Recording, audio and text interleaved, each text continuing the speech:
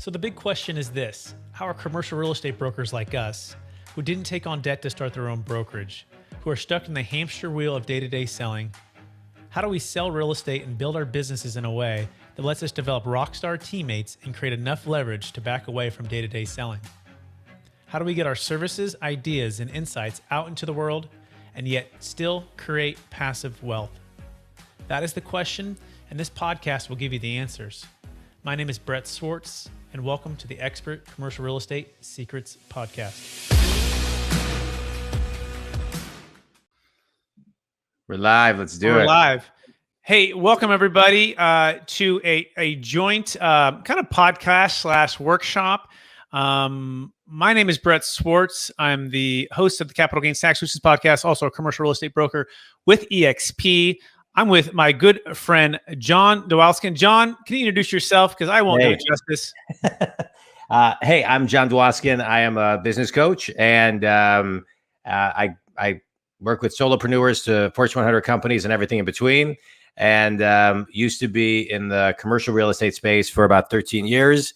And you and I decided to kind of jump on and do this interactive workshop. So I'm looking forward to it. Absolutely. And John is being modest there. He was a manager of the number one or one of the top real estate investment firms, Marcus and Millichap. And that's actually part of our beginning with myself as well in my training. But, we learned a lot at Marcus and Millichap, John, about what to do, how to close deals. I like to say it's like the Navy SEALs of investment brokerage business. And it's the foundation of my entire career. Learned a lot of great things. And so we're going to be talking about the fundamentals of commercial real estate brokerage, just a few things. We obviously can't cover too much. But the first one, John, is the value of representation. Yeah. So John, when you hear that, what comes to mind, and what is, as a commercial real estate broker or somebody who's looking to level up their game, what's the first thing that comes to mind when you think about the value of representation? Yeah. Well, I think when you're talking about, a value prop, it's really, really important to connect to a couple things. One, the value are based on benefits, not features. I think many salespeople sell in features versus benefits. And so I think that's first and foremost, is really kind of like saying, okay, as I speak, am I speaking value benefits, or am I speaking in features, which don't really work? Next, what type of value am I actually bringing to the table? Meaning, are people able to understand and quantify, what I'm saying? Next is understanding kind of the benefits of you and the benefits of the company, right? They go hand in hand. Sometimes people weigh too much on themselves, and they're important, but they need to be able to talk about why them, and why the company. And here's a really big one too: the importance of speaking in stories, right? Too many times we learn through stories and lessons and through clients' perspectives. And so we don't necessarily want to talk about, hey, I think this and I think this and you should do this. If we're doing all the things that we just talked about, then the conversation and the consciousness and the frequency and the vibration of that talk is much higher. Absolutely. So you talked about features and benefits, right? And then talking and seeing things in stories, as well as not just selling yourself, but selling the entire company, right? And the other part about the value piece, something I learned early on at Marcus Millichap, it was one of the mentors in the office.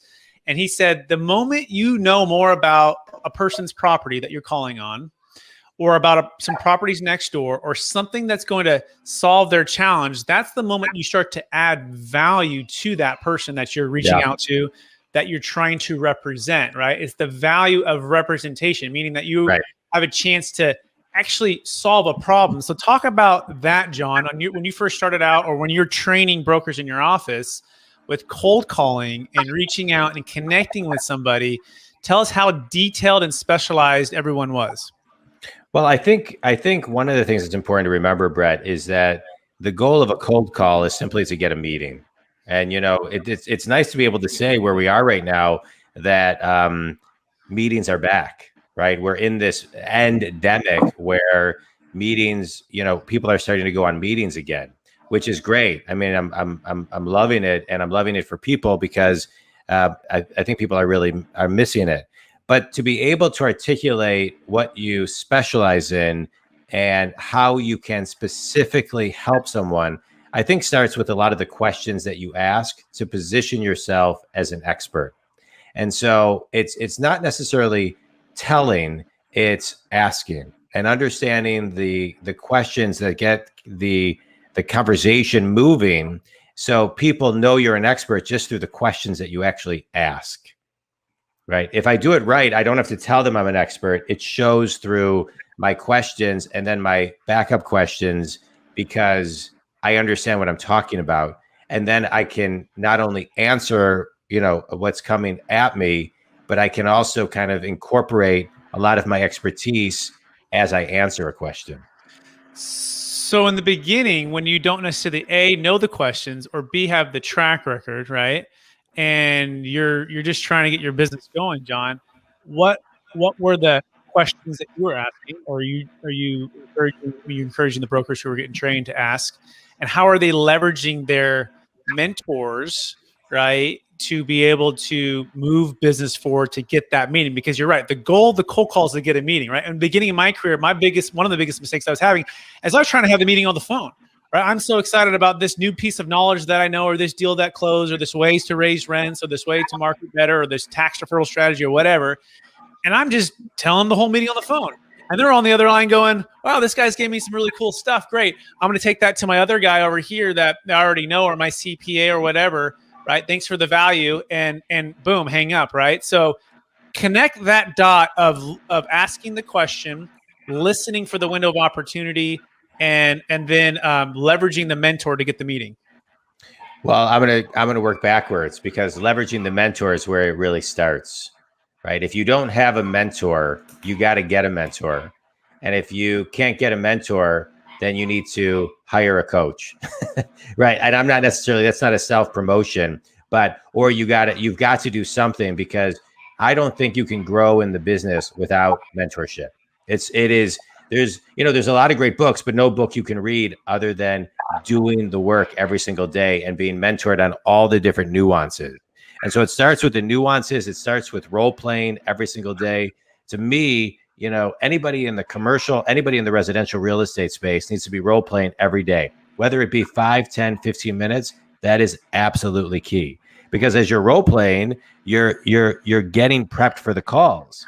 So before I hit the calls, I'm always role playing a little bit to get kind of my muscles moving. So I know, okay, I'm role playing with somebody, and I'm testing out the question. I wrote out 3 questions that people asked me yesterday that I didn't know the answers to. And then I wrote them out. I went to my mentor and I said, hey, how would you answer these questions? And then how would you ask questions to get in front of them having to ask you these questions? So, right. So that's kind of like the first step, in my opinion, because if you can't do that step, it's very hard to understand, to listen to the windows of opportunity. Do you know what I'm saying? Absolutely, John. And I actually want to walk through all of this. We're gonna live role play here in a second. Do you have a live link? Because we have people that are trying to get in. I just put it in the chat box. In the chat there. Okay, so let me do this. Well, I have people who are in, but I'm only putting people on screen whose pictures are here, so the screen's not covered with just empty screens. Yeah. So get your videos on, folks. There we go. There we go, Steven. There we go, Andrew. If they, this is a show your face type of, I think, workshop. Live link here. Okay, so we're talking. So talk about interest generator, right? So some folks might not even know what that is, but John, define interest generator, and then we're going to do a role play with that interest generator to show people what that looks like. Can you define what that is, John? Yeah, well, an interest generator is a line that basically creates interest, right? It creates a spark of something, of somebody saying, I want to learn more, right? This is something I want to learn more. And that's the key. So it's really, really important that if you want to get somebody's attention today, it's really, really hard, right? 80% of people don't answer the phone. 80% of calls don't get returned. We are all in the business of getting people's attention. We're all in the business of trying to capture people's attention. And so if we don't do it in a way that we can create interest, then it's going to be really, really hard to get them to want to engage in a discussion with us. So an interest generator, for example, especially right now in the commercial space, could be, hey, Mr. and Mrs. Client, with everything that's going on in the market today, many clients I'm talking to, because of the tax changes that are happening, specifically potential 1031 things about to change, potentially changing. If they don't see themselves holding on to a piece of property over the next 1 to 3 years, they're thinking about selling, right? So Absolutely. go ahead. No, I was just going to say that's exactly right. And so you need to have something that's A, going to grab their attention, B, that's going to be potentially actionable is the other part about it, right? Can they start to do something about it or start to plan to do something about it? For example, right now, Biden is proposing to eliminate or limit the 1031 exchange to a certain number. Guess what? It's a great interest generator. Hey, John, I saw that you've owned this property for 5 years. Curious, have you thought about buying or selling anything in the last 6 months? And John might say, yeah, maybe. Yeah, I've thought about it with everything that's been changing in the market. Yeah, and the reason I'm asking you that is because I know you get a lot of brokers that are asking you about buying or selling, but Biden is proposing to take away or limit the 1031 exchange. How might that affect your plan with your capital gains tax deferral should you sell? Yeah, right. Yeah, I don't really, I have, are we role playing right now? Yeah. Oh, yeah. Yeah, I'm not really sure. I haven't really thought about it. But it is something that I probably need to think about, but I don't have time to think about it right now because I'm just so busy. Okay. And so now at this point, someone might say, let me close for the meeting, right? But he just said he's so busy. This is the point I might want to bring up a little bit more pain. So John, you say you're so busy. Management, time, what are you referring to as being so busy? Because maybe I can help you out. Yeah. I just don't have time to think about it. I just, my days are just swamped right now, especially with the world coming back. And owning all these apartments, right? And all the rent control laws and all the challenges with trying to evict people. Man, I have a property down the street with a client. And he's got like 4 tenants that haven't paid a rent. And he says they could pay, but they're just not paying anything. Are you having challenges with renters just kind of squatting and not paying and taking advantage of the system? No, not too badly. Not too badly. Yeah. And so back to the sales part. So that didn't really go anywhere, right? So that little thing didn't go anywhere. So now back to the sales thing. Yeah. If you were to sell, John, to get out of this busyness of life, why would you sell? I mean, is there a reason even to sell right now? Yeah. I mean, I don't know if I have the energy. I'm older and I don't have the energy to kind of go through the next cycle. Yeah, I don't blame you. We just closed a deal for a similar client, and he's owned it for 20, 30 years. Yeah. And his biggest thing was he wants to spend time with the grandkids. He wants to de-stress his life. He's made his wealth, and he's kind of just ready to retire. Yeah. Would looking at how we help craft that deal for him and where he's at, would that be of value to you if I just sent you the deal that we just closed? Yeah, I think so. Excellent. So I'm gonna send that to you. But even better yet, can I come by and see you? I know that's kind of forward, but I'd love the opportunity just to meet you in person. Could I come by and just share the story with you? Because I think it's valuable along with the Biden thing where it's going on, because he's facing that too. He's even considering, just paying the tax because it's going to go up by another 20%. So if I came by, would you give me 10 minutes? I know you're super busy, but would you give me 10 minutes just to walk you through what it is, what it's not, and how you can prepare to not get trapped by capital gains tax? Yeah, of course. Cool. All right, great. Yeah. What time works for you? Tuesday or Thursday at 10 or 12? 10 works great. Okay, so now I'm going to open it up for a couple questions. Michelle, LaDonda, Mindy, I'm looking at people who have Janice, who have videos on. And if you want to ask a question, jump on your video. Any questions about what we just said so far? And then we can kind of dial in on that. It would be good to hear from you guys or gals.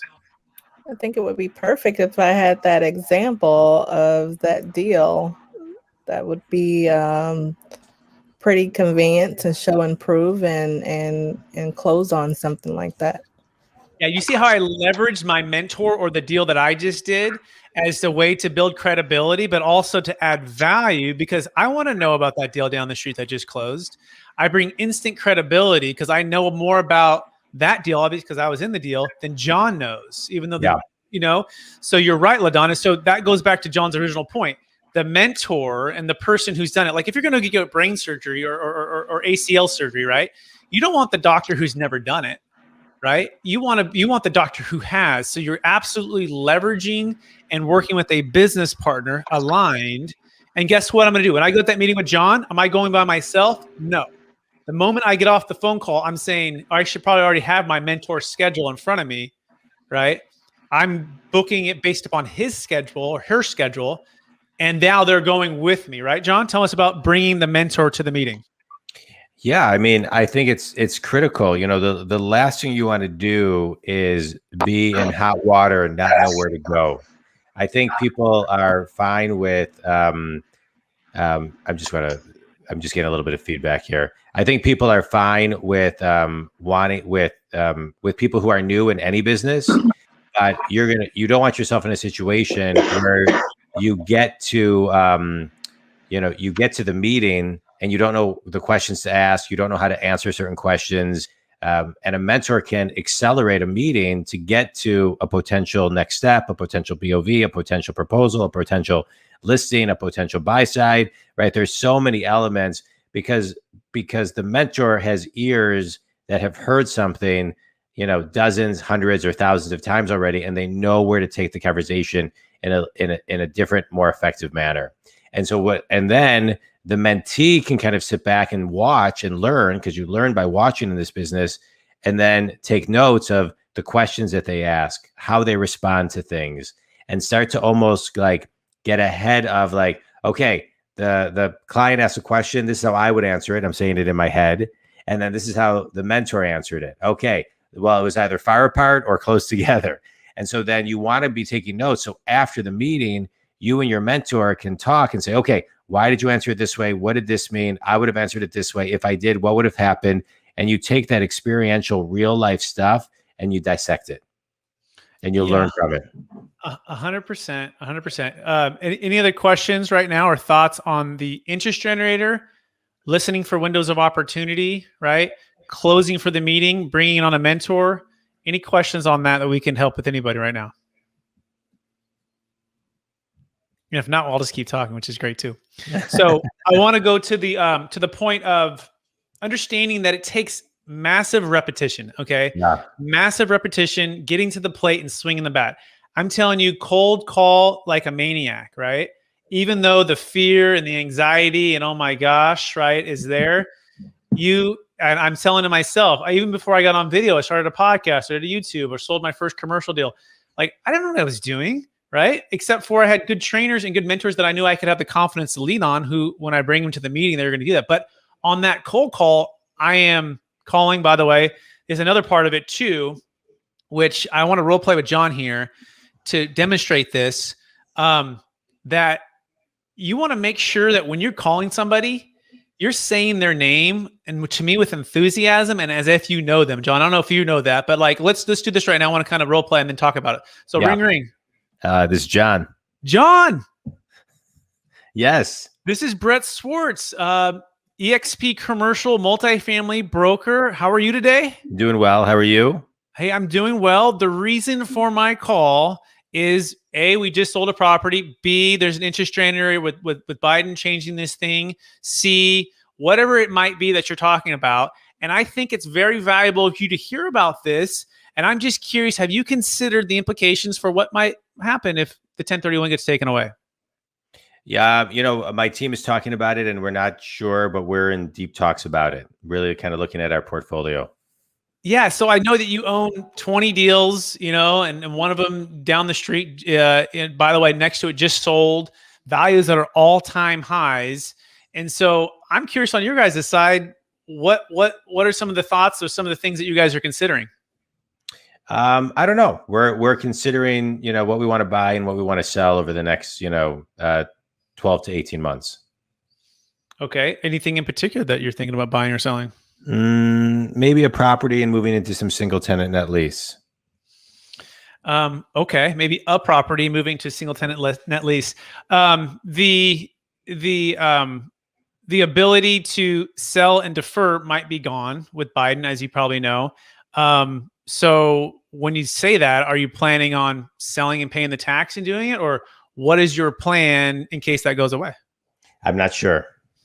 Okay. Would you like me to come out and show you how we can eliminate the need for the 1031 exchange, or find you a way to defer tax not using a 1031? Yeah. I didn't know there was another way. So if there is, I'd love to.